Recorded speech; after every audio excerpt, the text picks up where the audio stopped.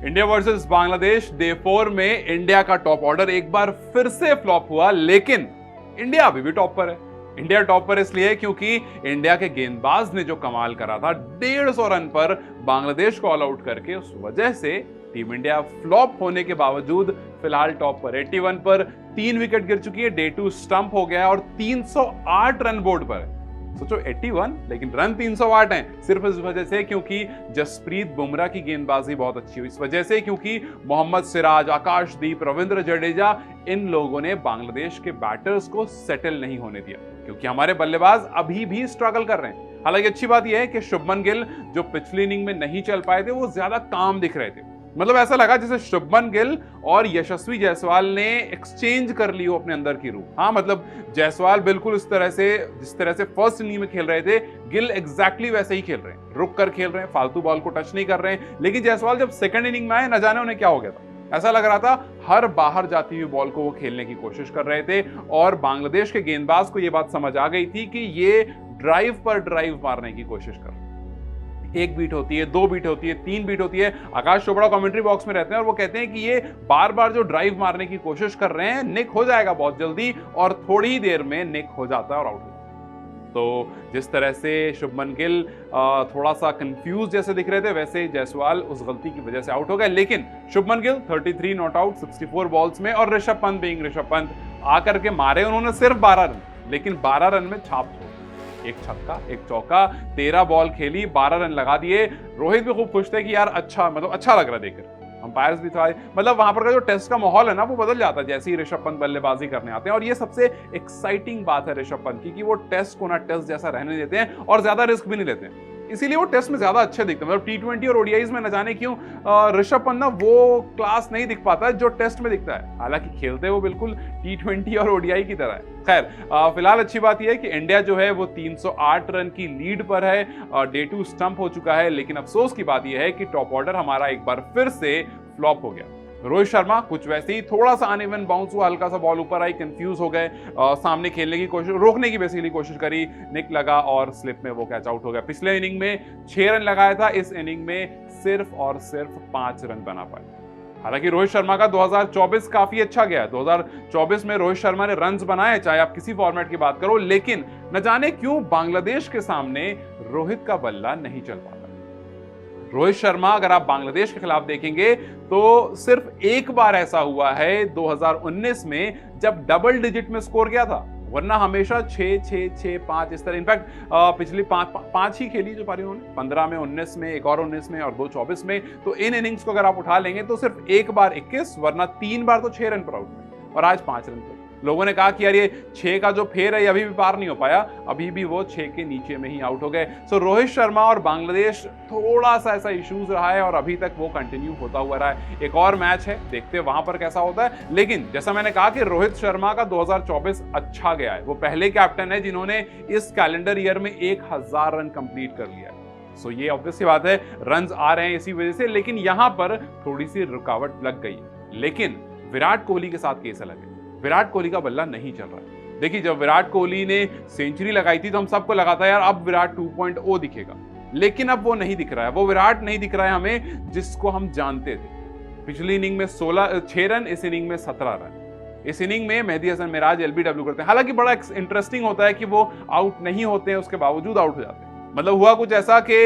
LBW होता है, वो हल्का सा निक होता है बैट से, उनको खुद समझ में नहीं आता है। हो सकता है बहुत फेदर निक हुआ हो, बैट पर बॉल बहुत हल्की लगी हो, इसलिए पता नहीं चला हो। सामने शुभमन गिल होते हैं, वो शुभमन गिल के पास जाते हैं, पूछते जरूर हैं, लेकिन जाहिर सी बात है वो निक के बारे में नहीं पूछ रहे होंगे, वो ये पूछ रहे होंगे कि लाइन पर था क्या मेरा पैर।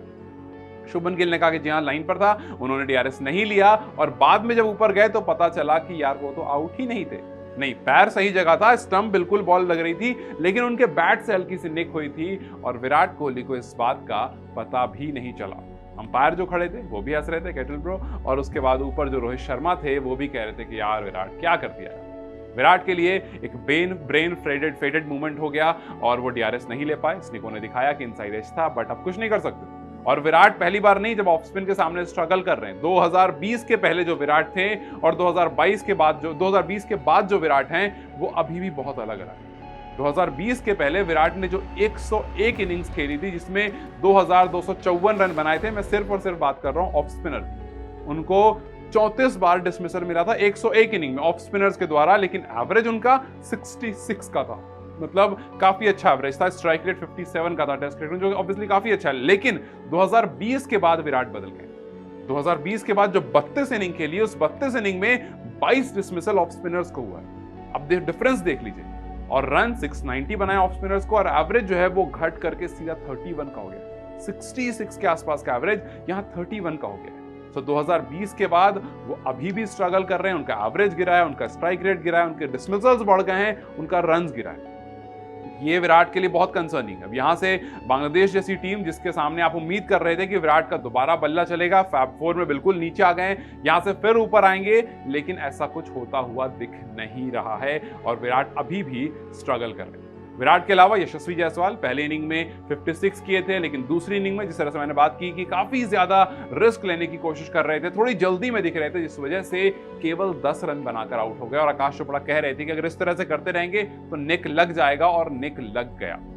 हाउएवर, ऋषभ पंत की अगर बात करें, he was looking positive. Rishabh Pant looked positive. Rishabh Pant ने 13 रन बनाए, लेकिन उस 13 रन में इंपैक्ट छोड़ दिया, एक पॉजिटिव सी वाइब दे दी और फिर चले गए। ऋषभ चले गए आपको 12 रन पर और 33 रन पर शुभमन गिल आज का दिन एंड करते हुए। लेकिन इन सबसे बड़ा और इन सबसे बेहतर जो हुआ था, जैसा मैंने शुरू में बताया, विकेट्स को लेकर। आज 149 पर जो बांग्लादेश ऑल आउट हुई, उसमें इंडियन बॉलर्स ने कमाल कर दिया। हालांकि आज का दिन थोड़ा ऐतिहासिक इसलिए भी रहा क्योंकि चेपोक में 17 विकेट एक दिन में कभी नहीं गिरी। 1979 में 15, जो कि इससे पहले सबसे ज्यादा थी। इनफैक्ट 2021 में भी 15 विकेट गिरी थी, जो सबसे ज्यादा थी। लेकिन आज 17 विकेट एक दिन में गिर गई। बांग्लादेश पूरा ऑल आउट हो गया और इंडिया की भी कुछ विकेट्स गिरी सुबह में और कुछ अभी, जो कि कुल मिलाकर 17 विकेट हो गई। लेकिन इंडियन बॉलर्स को अप्रिशिएट आपको करना पड़ेगा, और खास करके अप्रिशिएट करना पड़ेगा जसप्रीत बुमराह को, क्योंकि हम चेपोक पर आते हैं तो हम बात करते हैं स्पिनर्स की।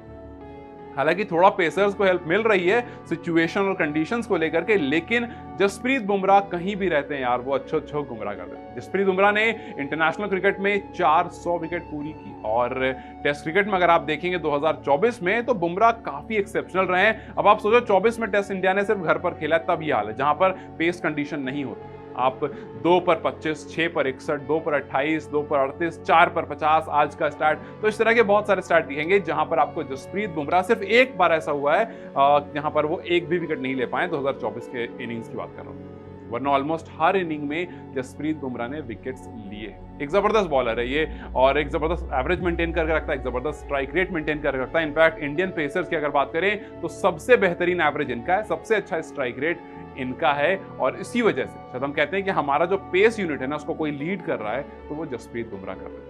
सिराज, आकाश दोनों को एक विकेट मिली, और आकाशदीप इनफैक्ट अपनी हैट्रिक से बच गया। आकाशदीप ने जाकिर हसन और मोमिनुल को क्लीन बोल्ड किया था। उसके बाद लोग कहने लगे कि यार आकाशदीप जो हैं वो 4th ऑप्शन हो सकते हैं ऑस्ट्रेलिया सीरीज के सामने।